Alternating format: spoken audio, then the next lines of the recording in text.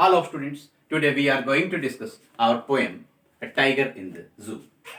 And the poet is Leslie Norris. George Leslie Norris is the complete name. He was born on 21st of May 1921 and died on 6th of April 2006.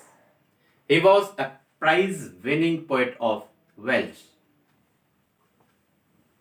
He taught at academic institutions in Britain and United States.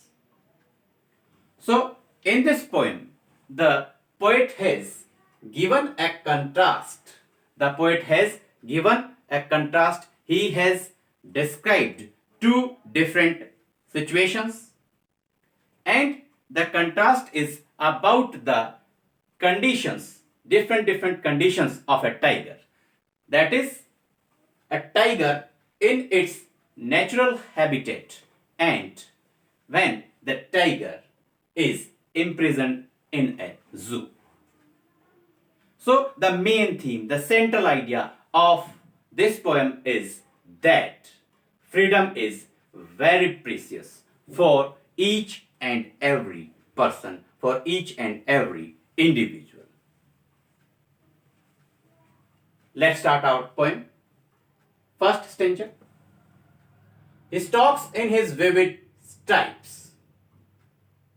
Stalks. Moves quietly and slowly. Vivid, strong and bright. And stripes, long narrow bands. So, all these are the qualities of the tiger. The tiger is behind the bars.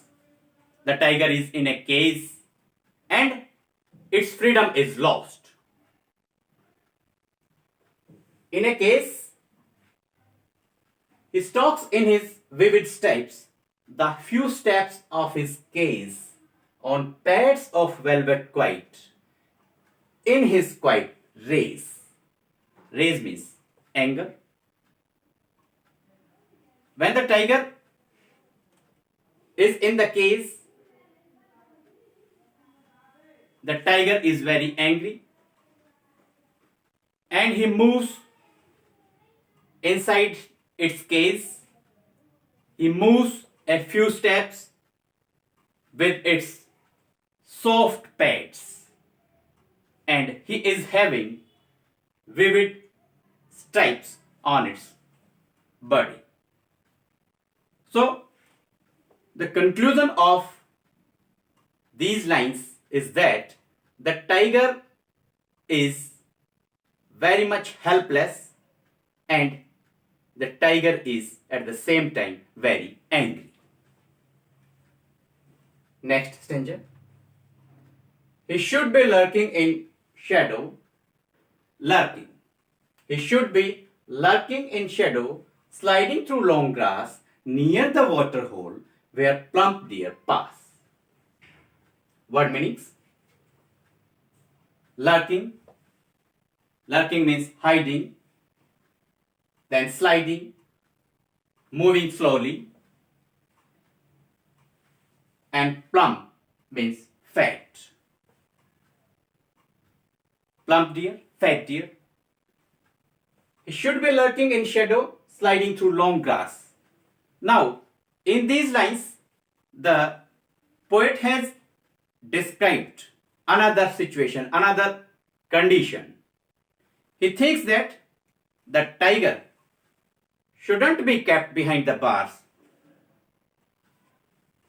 The tiger should enjoy its life in jungle and he should be lurking in shadow near the long grass.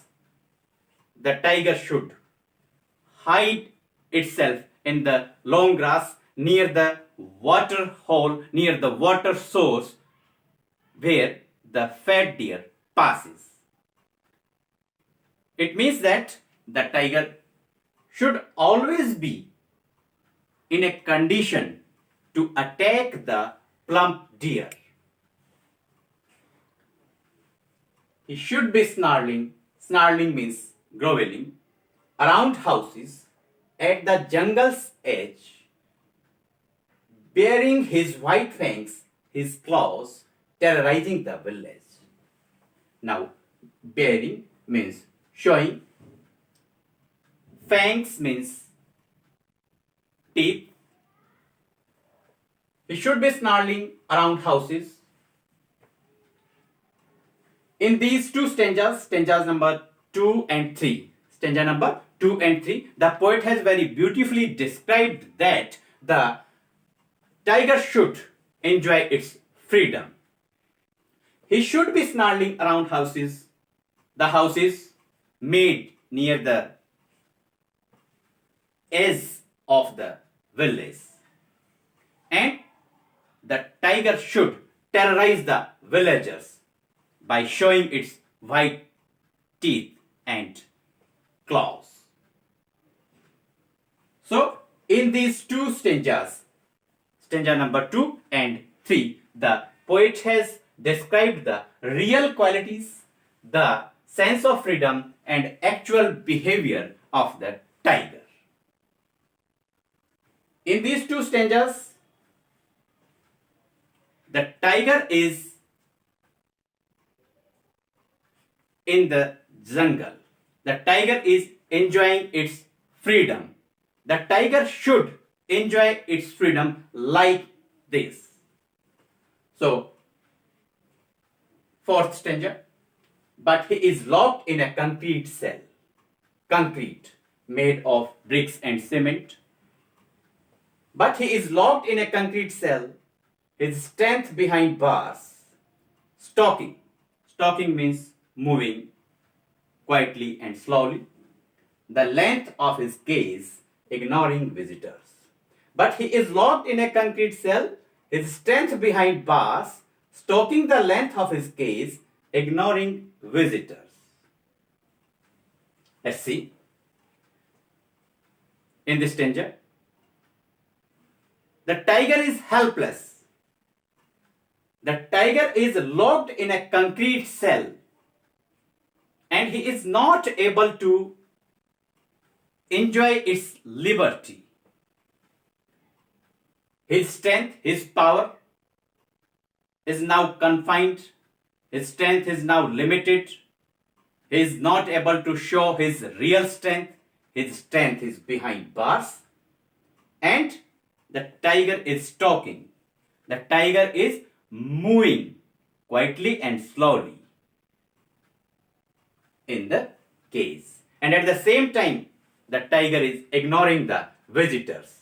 It means that the tiger is in a very pitiable condition. The tiger is in a very miserable condition, and the tiger's sadness and at the same time the tiger's anger. All these qualities have been very beautifully described in these lines. Last and the concluding stanza of this poem is that he hears the last voice at night, the patrolling cars, and stares with his brilliant eyes at the brilliant stars. Now, brilliant. Brilliant means shining, and patrolling means visible. So, in the fifth stanza, the tiger is living in isolation. The tiger has lost its liberty. So, the poet says that at night, during night, the tiger is all alone, and the tiger hears the last voice, the last sound, and the sound of and the voice of the patrolling cars. The tiger hears the sound, the voice of the patrolling cars, and stares with his brilliant eyes at the brilliant stars. And the tiger stares continuously, stares at the stars. The tiger stares at the stars with his brilliant eyes, and at the same time the stars are also brilliant, the stars are also shining. Students, after reading this complete poem, we find that stanza number 1 and stanza number 4 and stanza number 5. These three stanzas show that the tiger is imprisoned in a zoo. And stanza number 2, stanza number 3. These two stanzas show that the tiger should behave like this. The tiger should enjoy its freedom like this. And the actual theme, the actual idea, the central idea of this poem is that freedom is precious for every person. Students, you must take the screenshot, and you are also going to get the PDF of the board in the description box. We hope that this video is really going to help you, and in our next video we will discuss another poem of your class. Thanks. Have a nice day.